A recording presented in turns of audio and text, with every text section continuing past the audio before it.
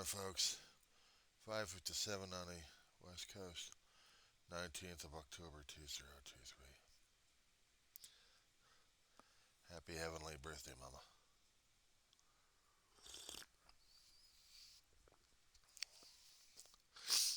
She passed away in September. Actually, she passed away in February 19th, 2023. You'll probably notice in the cabinet, turn the camera angle around a little bit, the coffee cup is still there. There's a story about that coffee cup.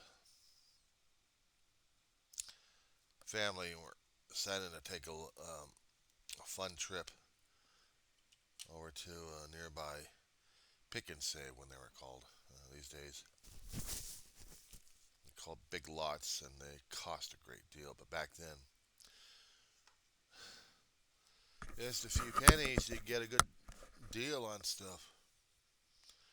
Dishware, coffee cups, toys, knickknacks.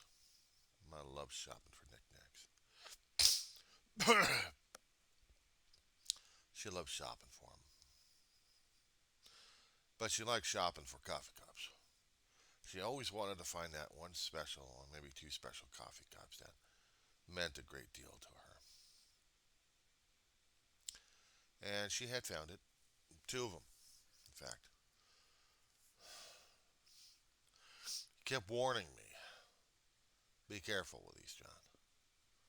She knew as a kid growing up I had a tendency of breaking furniture. Not furniture, but anything else for that matter. Such as dishes, if I'm doing dishes or handling them one way or another, and then something would get broken. She always complained that I was jamming. She was probably right. I was in a rush. I was nervous about everything and anything. So I'd rush it. I'd rush it a great deal. And she was always afraid of me handling her cup. She had a set of two. Johnny Boyne is screwed up. Let's just say it didn't survive me. Ma wanted me to take care of those cups like crazy, and she was very disappointed about it. We'd gotten this over it, so before at a pick and save, and they were darling looking. She'd bring them over. Well, one if she actually was working, and she was. Right after Grandma's death, we went over to pick and save. She needed her own coffee cup. One of the reasons why we went over to pick and save in the first place. It was close by. Just about 5 minutes away from the home. That was no problem. I had to be extra careful with that cup. I really did. I had to make sure that cup would survive. And all these years ahead, all these years it had, I just didn't want to have anything happening to that cup.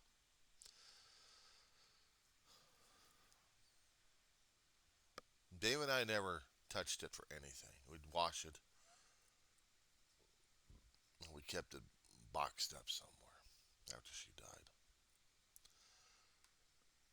But while she was alive, even when she couldn't handle it, there was her cup. She wanted coffee. It was always in that cup. Always had to be washed. Throw it, put it in the dishwasher gently. Get it washed.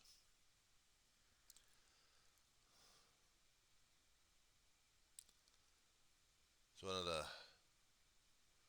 tributes I have in there to remember Mama by. She was at an office. That's her cup.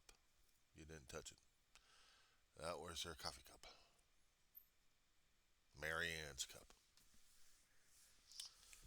Even the boys know. We served coffee to her, but we had to be very careful. I had to be careful. was told to be very careful about it.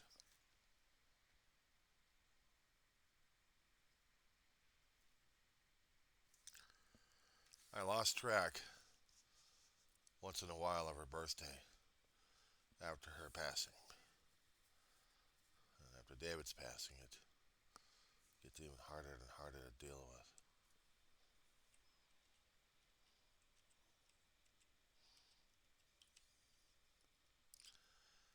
She would be 85 today. She would be 85 today if she was still alive.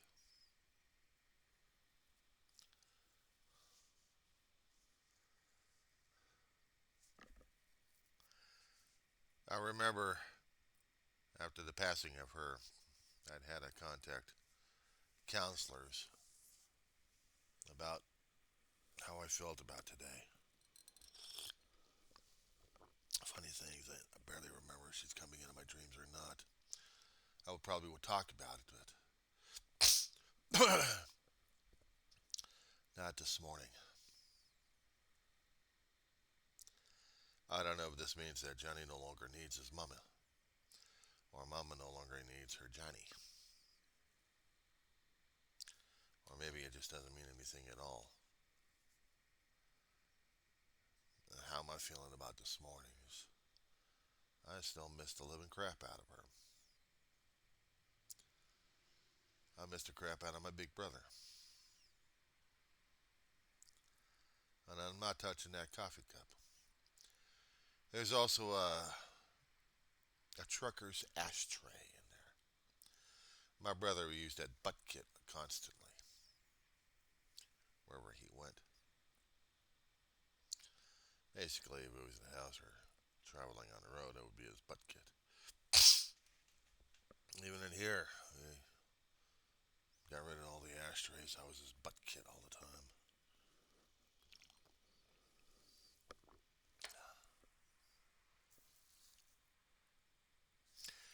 I suppose mine would be a coffee-rimmed, coffee-stained Starbucks cup. However, there's another cup I have out here as part of a shave kit.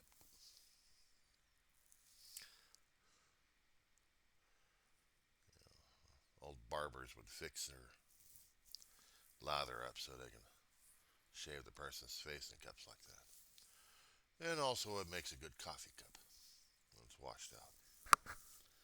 I haven't had a shave in a hell of a long while. I trim the beard when I can. Usually this coffee cup when I can. But that cup doesn't get used. That was Mama's. There are certain things, certain items out there that I don't touch. I don't use.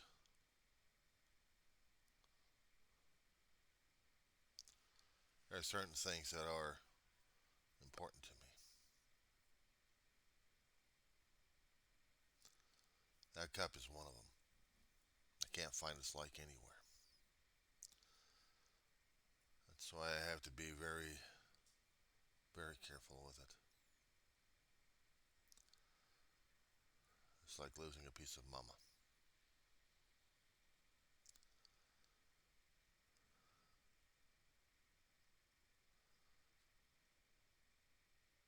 This was one of the harder times I had to celebrate Mama's birthday every day when she was alive.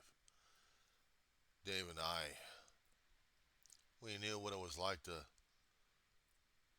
get Mama's wrath every time we kept forgetting her birthday. If we didn't say it, if we didn't show it, if we didn't acknowledge it, our butts would not be so kind to us.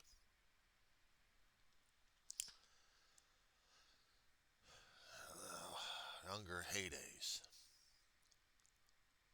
it would hurt her that bad. And Dave and I never lived it down. We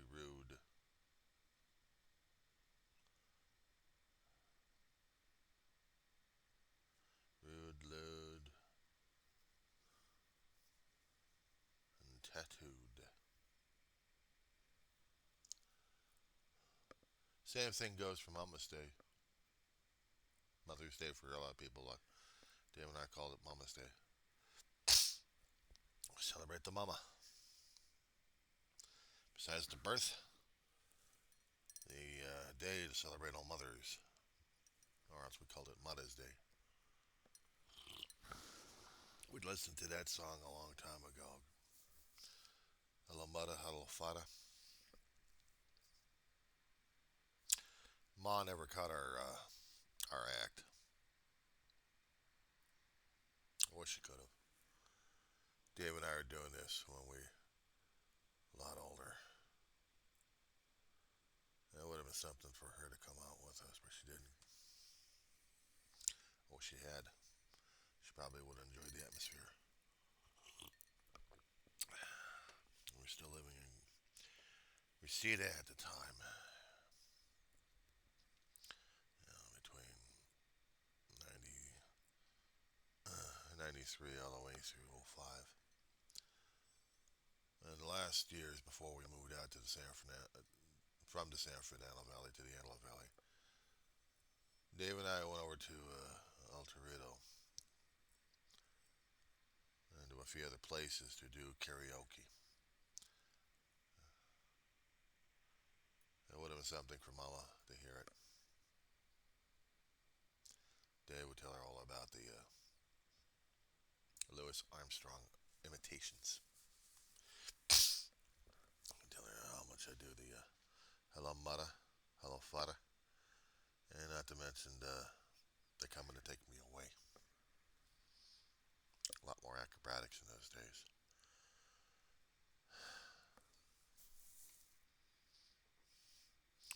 She never did want to come out. It was just a guys' night out.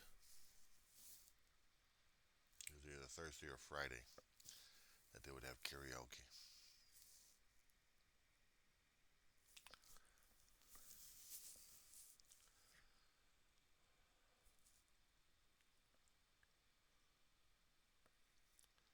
I have pictures being posted on Facebook.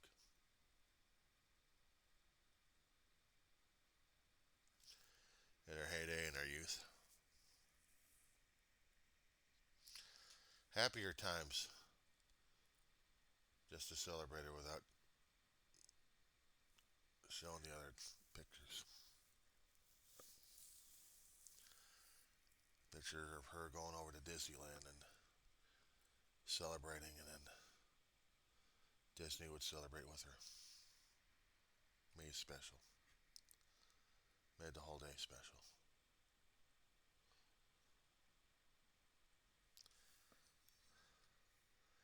The picture I constantly keep on my laptop over here.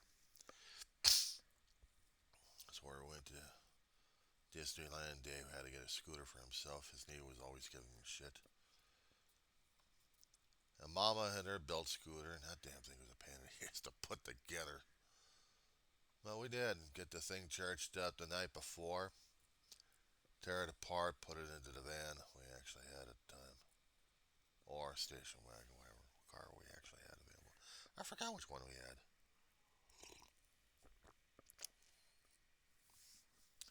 In the state, I don't know if we actually had the covered parking lot or not, or it was outside. Could have been outside. I mean, that damn thing was a pain in the ass to put together. Even I could put it together, and it was still a pain in the ass. I was a lot younger, stronger. My back still killed me during those days. Try putting that damn thing together. God bless it.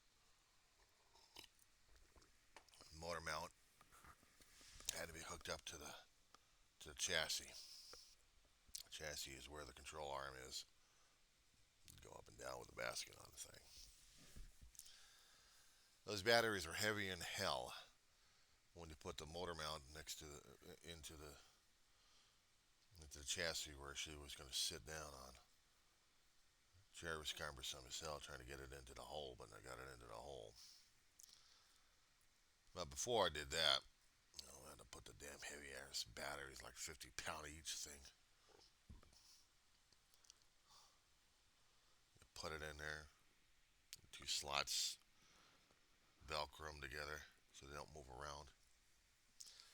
Put the engine cover on it, and there's the wheel Actually, there's the seat mount. Everything's put together except for the chair be slid into its hole. Ready for her to go. The fun part was trying to drive that thing around. I love driving that thing around. I love being able to use this scooter. She had some technical difficulties later on in life with the damn thing. We never did get that damn thing fixed. But while she was alive and while I was still working, yeah, we had it work done. We had it work. We had it working for her. It was a comfortable chair for her to sit in too. Very comfortable. It was padded, not the vinyl crap, but it was fabric. It was cushy enough for her feet. Actually, for her bum and her back. Fun part is after I getting it put together, drive it over to her. Go, can I get ride it? No, get out of my seat.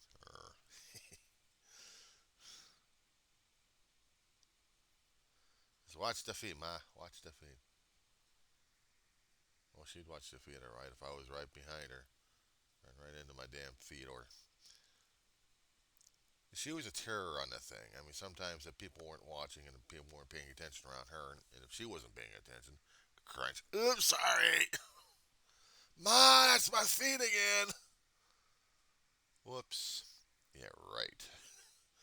Damn, we like crazy woman driver.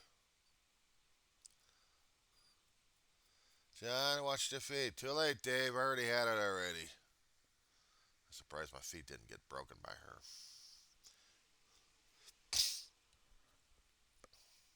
But while she was out in public, now she had to watch out where she was going anyway. Basket right out in front of her that she'd store her stuff in. Put her water bottles in there.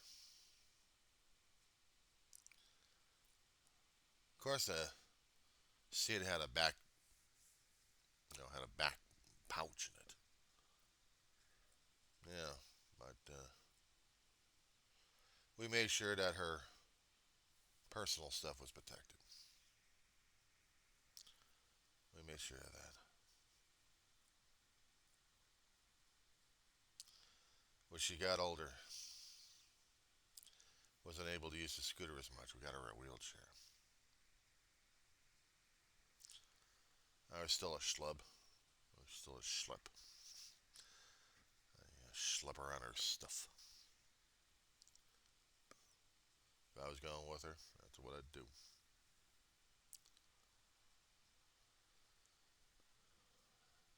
We had to give away her wheelchair to another friend. God, this is all passed around from person to person.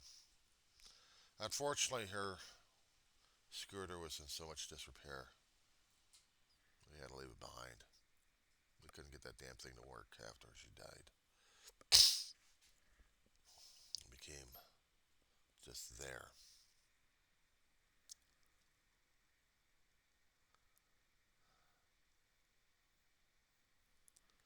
It was hard to sell dealing with that one.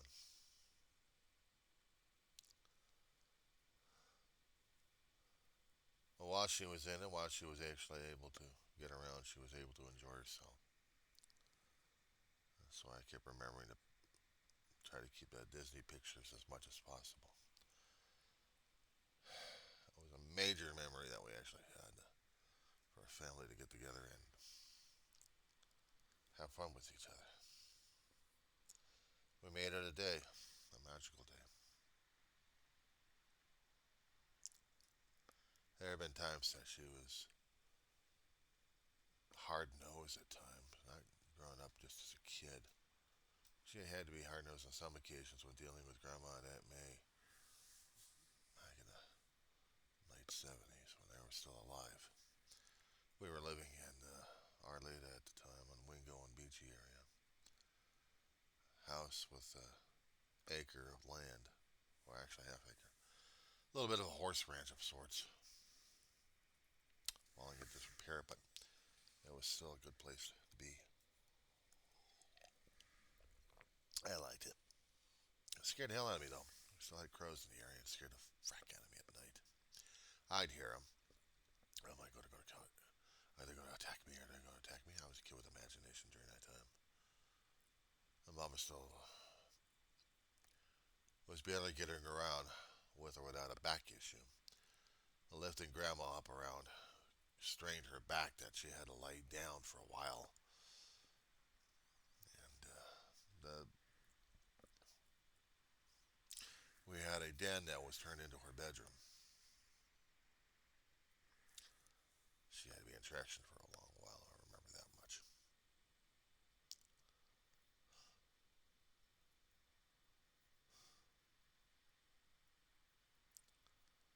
I remember she still had the back issues when taking care of grandma after her stroke in a different house, different time growing up. I remember that the stroke happened. It was oncoming. We didn't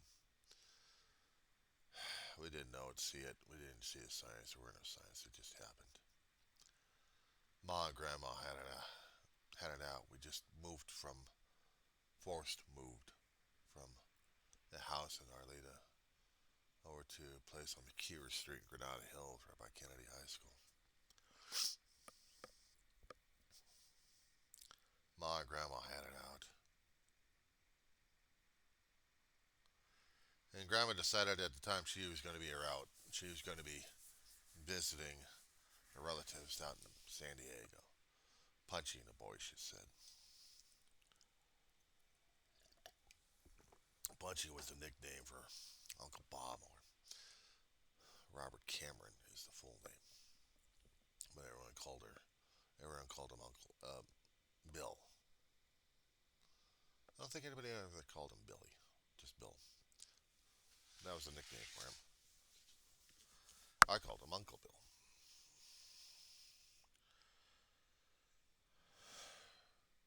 Cousins Chris and Raymond. Chris, I don't know if he's retiring yet, but he'd been with the force out in San Diego. Raymond, he had toured in his youth, getting money to go to college. Became a family therapist. He did pretty damn well in it too, apparently, but I think not much. We still had family issues. Never got resolved.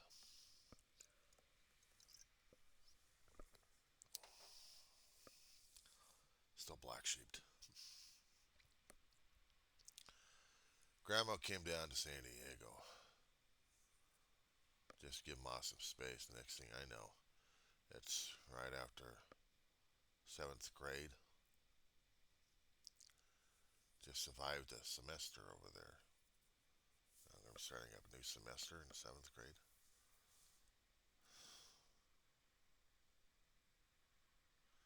It was sometime in '79, right after Aunt May passed away, and we were still feeling it. But, you know, didn't go through the grieving during that time.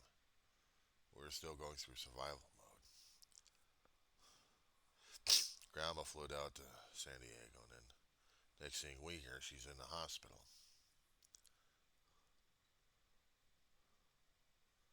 Ma leaves me with family friends for a weekend. She travels down. I think she drives down there to San Diego. Next thing I know, Grandma's being transported back over to the hospital. Valley Hospital was still in operation at the time. It was right by Sherman Way and Van Nuys.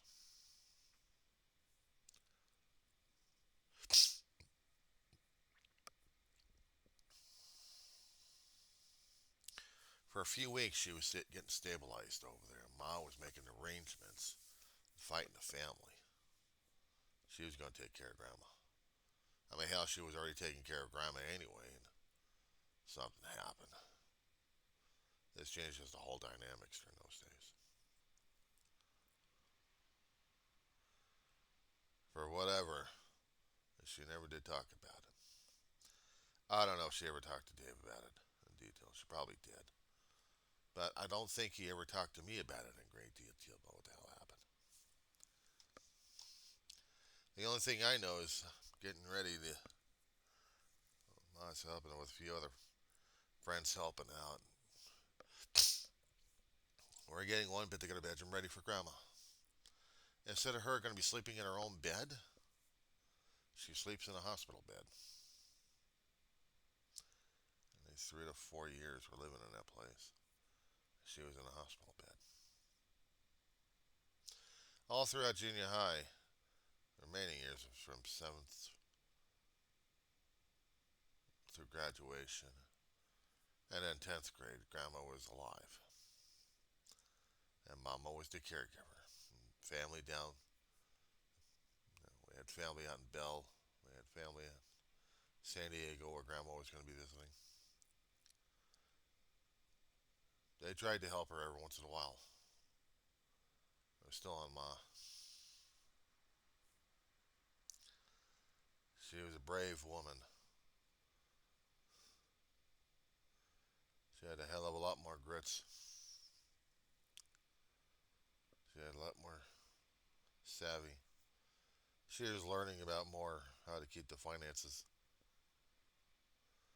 She also had to keep an eye on me in the 8th grade because I became sticky fingers. I was a kid supposed to be dealing with everything. Dealing with the grieving process, put that on hold because I had to go to school, and I had to deal with Grandma and her situation, and Ma having her situations.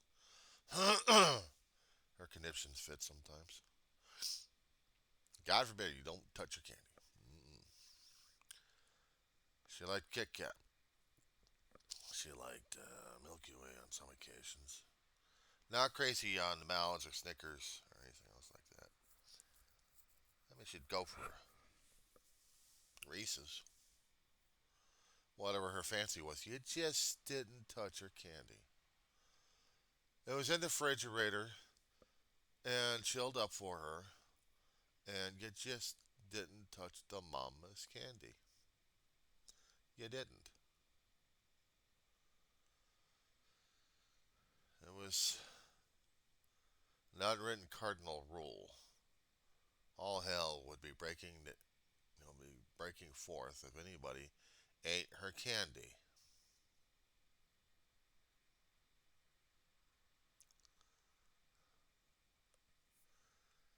Right after Mama's death, not Mama's death, right after Grandma's death, it had been a few months. We still needed to get someone in the place. We needed to get some extra income in there. This trucker answers an ad that Mom put in the paper. He'd been there for maybe about a month or two. Layovers. I mean, he was allowed to put his own food in the refrigerator, and we didn't touch anybody else's food. He was welcome to share food, but he never did. He'd eat alone.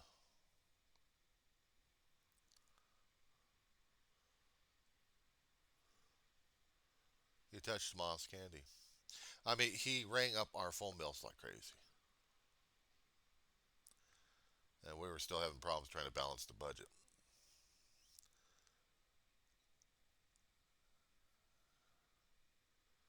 He was out of, I think, just barely out of the military during that time. Even he knew not to touch Mama's candy, and so did I, except for the truck driver. We warned him.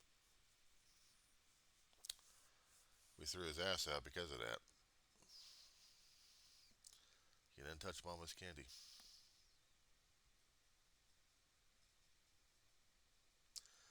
She kept it in the fridge. Keep it cold, keep it fresh.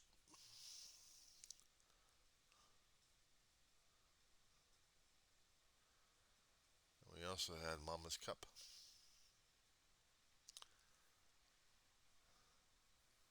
I got my ass chewed on that one when the cup was broken. And I don't even remember where or when. I know it was dropped. Either it was dropped in the sink, so it dropped. It broke. Could have been in a sink. I think it was dropped on the ground by me.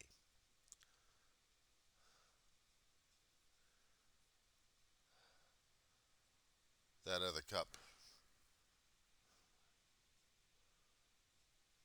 she touched it for her coffee. We make sure that that thing never got touched by anybody, and we had to be using kid gloves, basically, for that particular thing.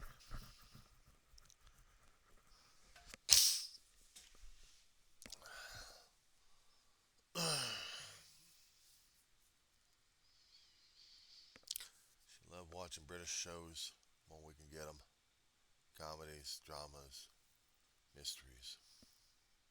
We're into mystery books. And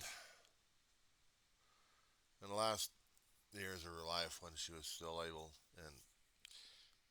to be coherent, I guess up in the middle of the night, she'd get hungry. She would have pomelos. They're a type of grapefruit. They're sweeter than the usual grapefruit. It's more expensive these days than back then. They're pennies on the pound back then, but these days they're dollars on the pound. That rare, I guess. That expensive, that big and delicious. Ma got me into grapefruit when I was a young man. Farmer's market we were at. Must have been back in the 90s. Ma was, well, yeah, it was in the 90s actually. Ma got me into grapefruits while we moved into a house on Woodley between Parsippany and Nordoff. Actually, it was right by Rain. Yeah. Spalvina. Yeah, a second. My nose has got to be itching right now. Give me a second here. Well, sorry about that. I didn't want to blast your nose in or your eardrums out. Ma was working as a bookkeeper and accountant at a nonprofit organization. That's where we had the farmers market every Sunday, and that's where she discovered the pomelos. But a couple of years earlier than that, we were living in Woodley. Uh, she had her own business being worked out, but she was struggling with that. Wanted to go out there and look for another job, and she did. Well, we had a grapefruit tree in the backyard. We also had an orange tree. The smell of citrus was all around when they were in bloom. It was a good smell. Good smell for attracting bees and hornets. And when the fruit was there and we picked them, they were delicious. Well, for mine anyway, she started me on the grapefruit. And it tasted like, nah. We'll try some honey on it. Okay, we'll try some honey on it. And it was edible. Couldn't do the sugar, just did honey on them. So that's how I ate her grapefruit. She always had her grapefruit. She loved it. Problem is with the grapefruit, it always interfered with some certain kind of medications, and the doctors always got her in her ass for it. But she wanted her grapefruit all the way up until the end. So, like a few years later, when we were living in the house in Clare, Nisita, uh, she worked at this place, a nonprofit senior center called O&E, Organization for the Needs of the Elderly. It was based on Van Nuys Boulevard. No, Victory, I meant to say. Western End building, they actually had where the senior activities and other things happened over there, right next to a high school and park, the lake, Reseda Park, right next to Reseda Boulevard. And the administrative was up the street right by White Oak and Victory. And there was also senior activity, but this is where the administration does. And Sundays they actually had the farmers market, and that's where she discovered her pomelos. That's where she got me hooked into them. Because when she had her pomelos, I had a little bit of pomelos with her. She would eat one half, I'd eat the other half, or she'd eat the whole thing. Middle of the night,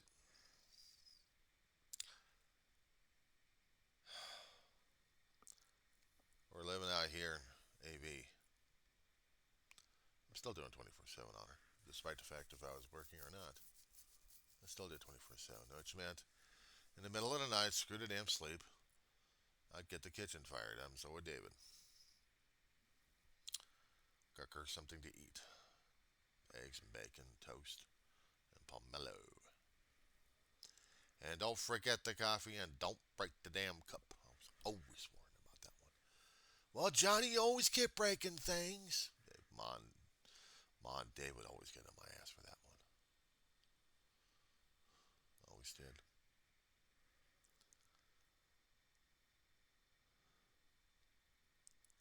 What made it harder and harder for me to deal with it. It'd be simple enough. 10 minutes, she'd get her food. I mean, yeah, we had a full size,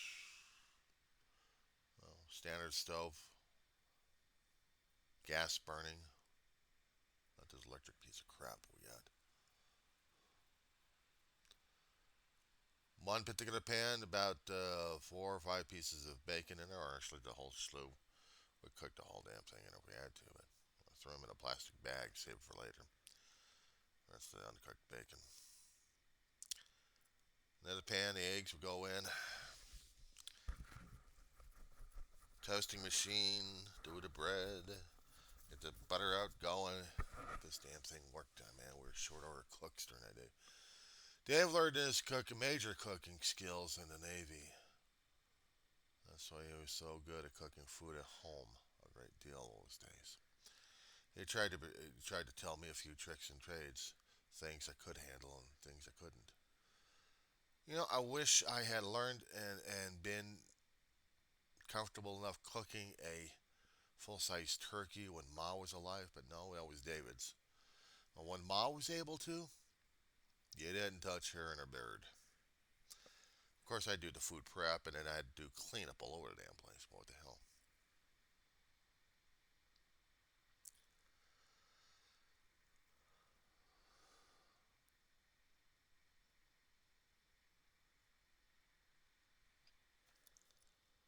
What made it hard on that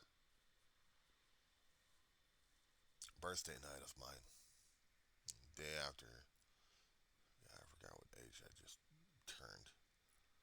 I know it was 2013. I must have turned about, what, 47 at the time? Yeah, figure it out. Let me get the damn thing to work right.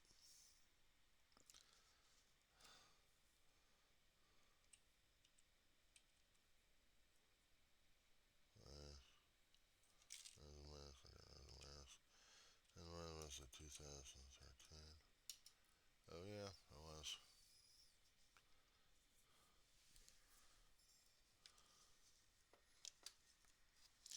So,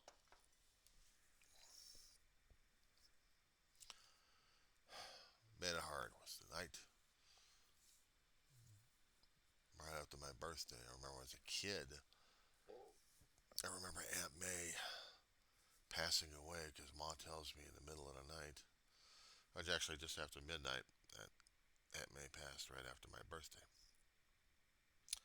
January 31st, 1979.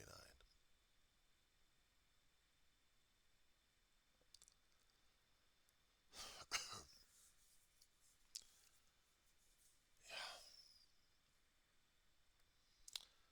So it was January 31st Ma passed. Actually, it was February 1st, but the 31st I was still cooking our food. All she wanted was the pomelo. Didn't want the eggs and bacon. Okay, fine, sure, Ma.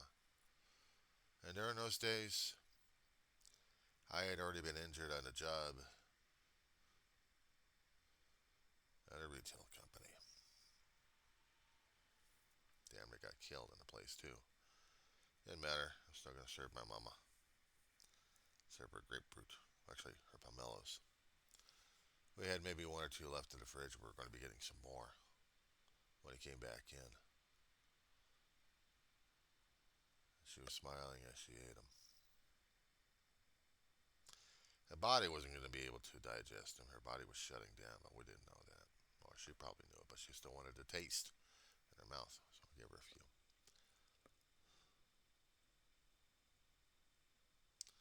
If she wasn't going to finish him up, I would. I didn't know at the time. There was no way Dave and I knew that she was dying.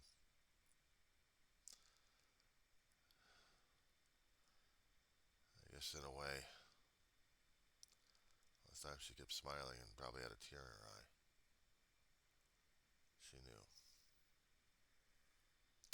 She knew.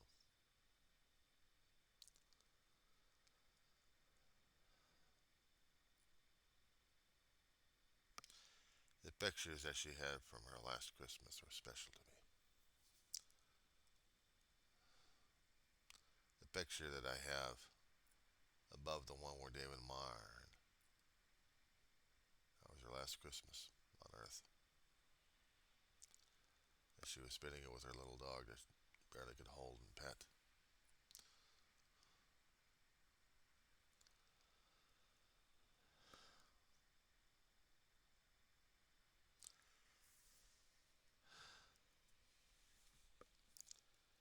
It's it's not that easy dealing with the memories of both David and Ma already long gone.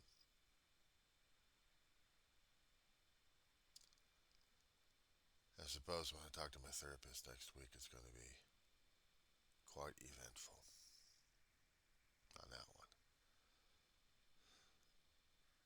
Usually around that time, around the time Mama's death, I would talk to the therapist to deal with the pain, the memories, the loss. One of the main reasons why I keep doing the channel is to keep them alive. To keep them both alive.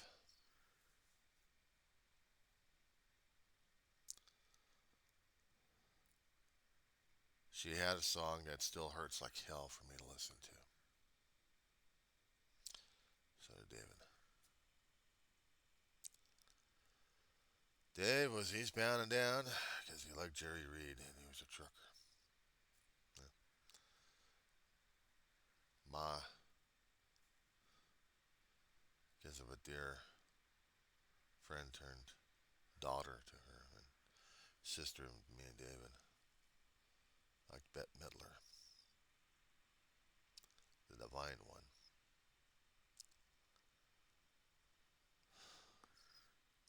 The hardest damn thing is to listen to the song even in my head.